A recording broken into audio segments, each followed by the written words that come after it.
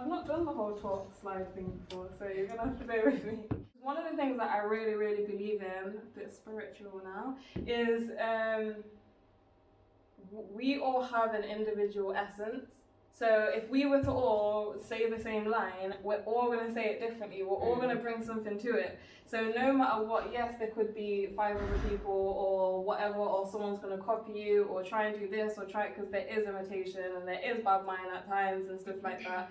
But I feel as though as long as you are being your true, authentic self, people can't copy that. And it will always shine through, and people will know where that reality, where it started from. So that for me is a really important one. Yeah. Showing vulnerability, which I've kind of touched on, is just going into a room and being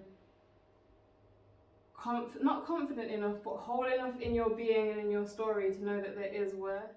It's very hard to go and speak about mental health, your own being, your truth, basically, because it feels like you're stripping yourself naked and just standing in front of people in a society where it's like, look at my new trainers, look at my new car, and then I'm just like, I was depressed last week. Never mind the public speaking aspect. Pushing through those moments or trying to honour myself in the best way and not being like, but I've said yes to this person, and breaking my back for that reason. It was my mum that helped me to say, like, if you can just touch one person and help one individual, you've done something with your life. Not to say that she doesn't think I'm not doing it.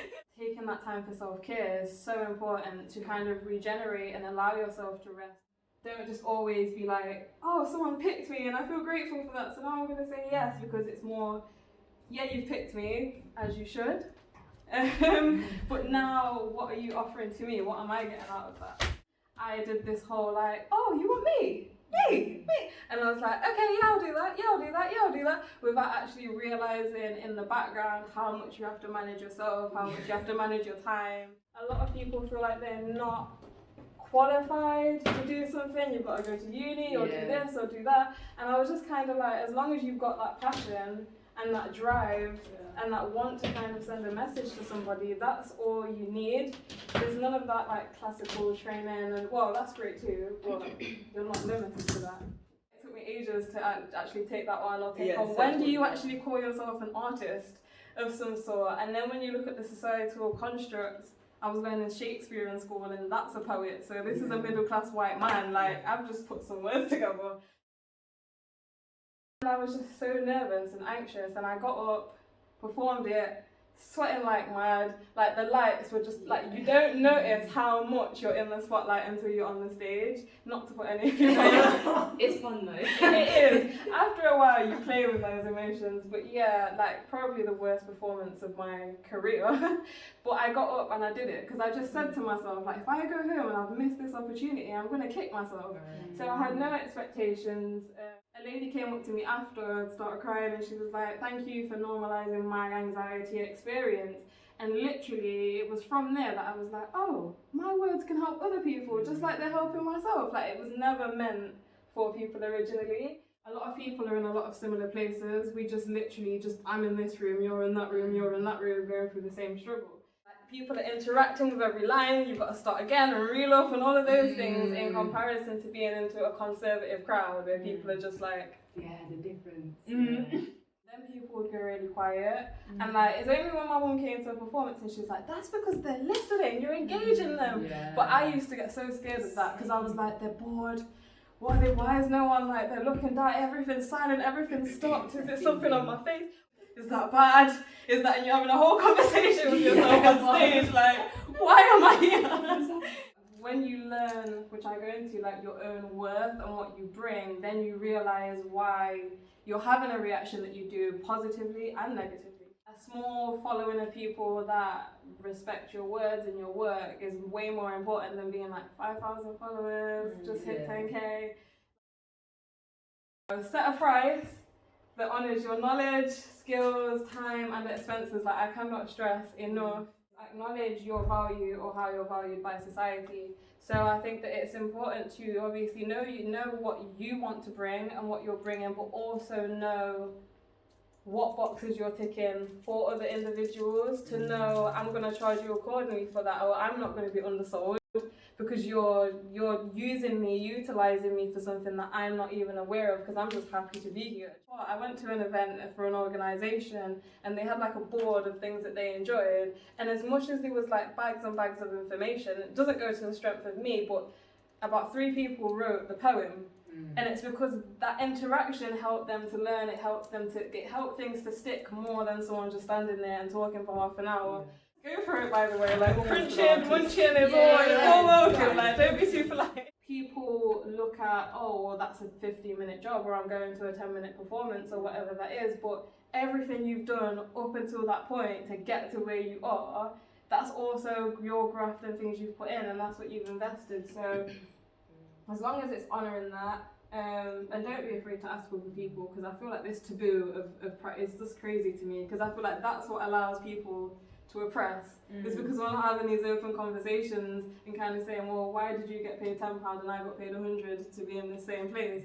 Yeah. So, making sure that what you're doing is right for you, and you hold in your own morals, your own values, and what you started out for, rather than people being like, there's a golden carrot here, or oh, you can go and do this, but you know you're selling out what you truly believe in. And like I say, one of the big things, the biggest ones for me, is being a young black woman and then going into corporate spaces or whatever, and it's like my blackness is literally a token, so you can be like, oh, we've done an inclusivity thing, or we've done this. There's a difference between people that want to make a change in the community and tokenism. I felt a big conflict, and I really had to make a decision to say, if I turn up, I'm going to be my authentic self. I'm not going to censor myself in what I'm going to say. I'm not going to go out there and be like, you're mass murderer. Yeah. But knowing the strength that you have as a person is instrumental. So yeah, I utilised every opportunity that people came to me with, as scary as they seemed or as little as they seemed, because you might go somewhere and there's 5 people in an audience, but one of those people can give you an event that's then going to showcase you to 100 people. Yeah. So that is an important thing, but also I try to keep my integrity. Community is one of my main drivers. Just being that beacon, trying to be in the community to say, like, it's okay to feel your feelings, like we're humans, like we don't have to be perfect. In this society, I believe that there's a lot of toxic, positive, everything's got to be amazing and all of this, and I'm living my best life and going to cry to sleep at night when no one can see me. And so I feel like being honest is the most authentic thing that you can do, is saying, like, we're humans, that I'm not supposed to be this.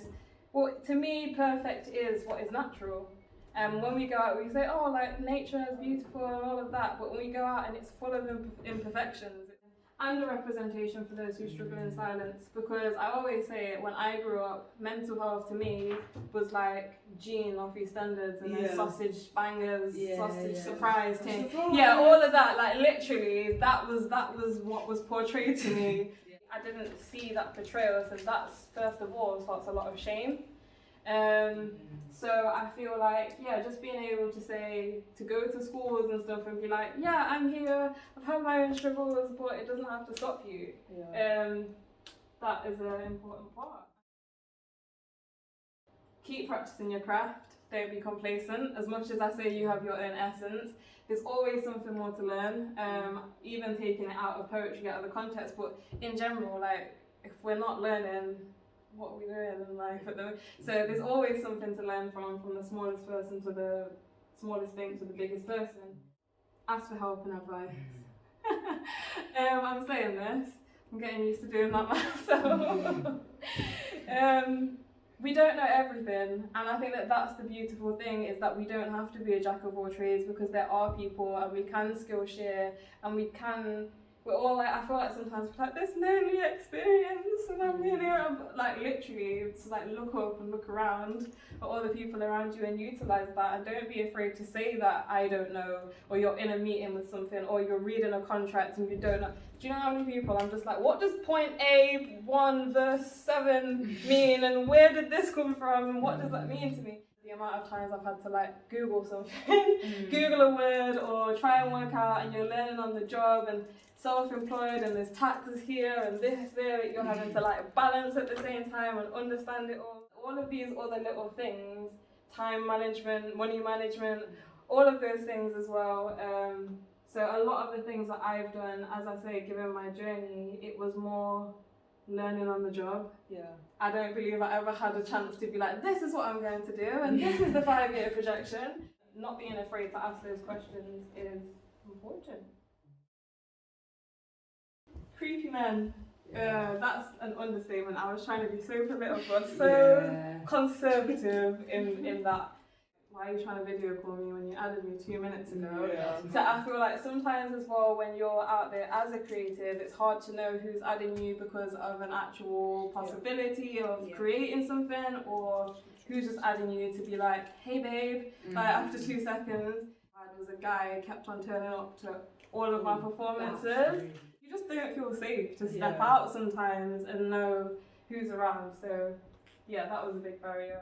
Please try not to soften your responses if someone's making you feel uncomfortable. Like, I get to a point when I feel this weird thing, or someone said, oh, well, let's meet to speak about this project. Like, I'm like crystal clear though, like I'm not on that level, because I think sometimes we're scared to say it, but then, because then sometimes guys are like, well, that's not even what I wanted in the first place, and then we feel weird, and so I feel like for me, I've had to grow more confident in just being like, that makes me uncomfortable.